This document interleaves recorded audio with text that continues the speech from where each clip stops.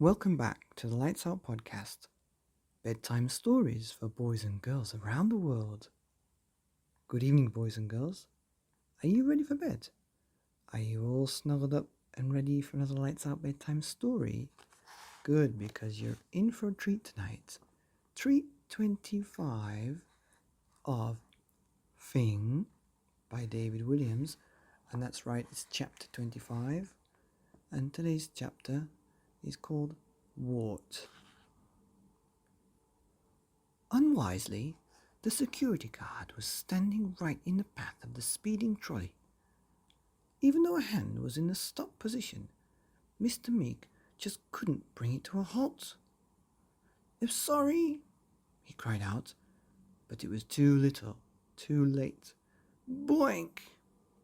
The trolley, with Myrtle still sitting in it, bashed into the security guard, sending her flying. "Whiz! Ah!" "Ha ha ha," laughed the girl. "Oh, it's not funny, darling," corrected Mother. "No, it's hilarious," was the reply. "Ha ha ha ha."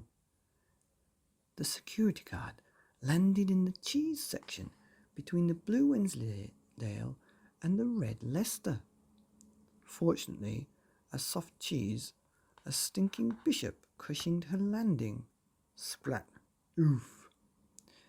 "A super cheese selection," remarked Mr. Meek, with a smile. He was hoping that he could somehow distract the security guard from her mentioning being run over by a man with a furry ball on the end of his finger.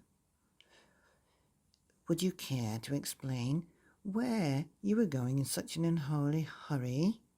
demanded the security guard, as she wiped the stinky goo from her bottom.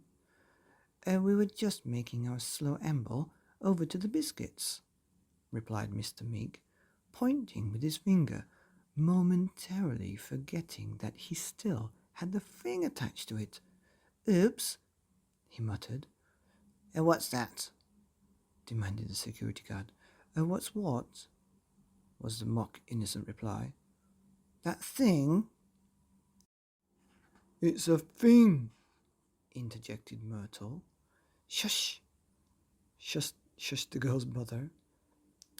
"Pets are seriously forbidden in this supermarket," announced the guard. "Oh, it's not a pet," fibbed Father. "Would you care to explain what it is, then?" Mr. Meek thought for a moment. He wasn't good at lying. A wart." "A wart," laughed Myrtle. "Shush!" shushed Mother. The security guard did not look convinced. She leaned in to inspect its protuberance. As she got closer, her eyes narrowed and her nose wrinkled in disgust. "If it is a wart, it's the biggest, hairiest, most repulsive-looking wart I have ever seen in my life." "Oh, thank you," replied Mr. Meek. "My wart has won competitions." The Fing's eyes opened and swiveled to look at the security guard. "And it's got an eye." "Oh, that's probably why it won." The guard looked most disturbed and demanded, "What kind of competitions?" Wart competitions, obviously. It won first prize for furriest wart in the southwest region. I got a certificate and my wart. Here, got a rosette."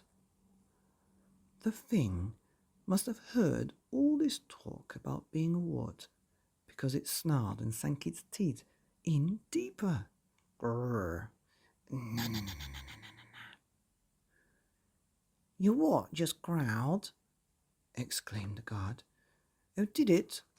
I didn't hear anything," lied Mr. Meek. "It most certainly did."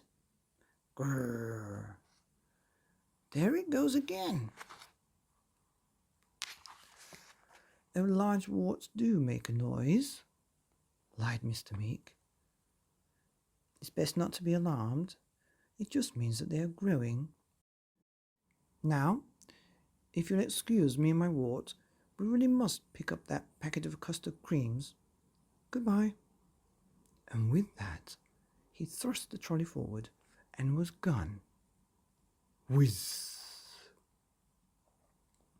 The end of Chapter 25 of Fing by David Williams, The Wart, here on the Lights Out Podcast, bedtime stories for boys and girls around the world.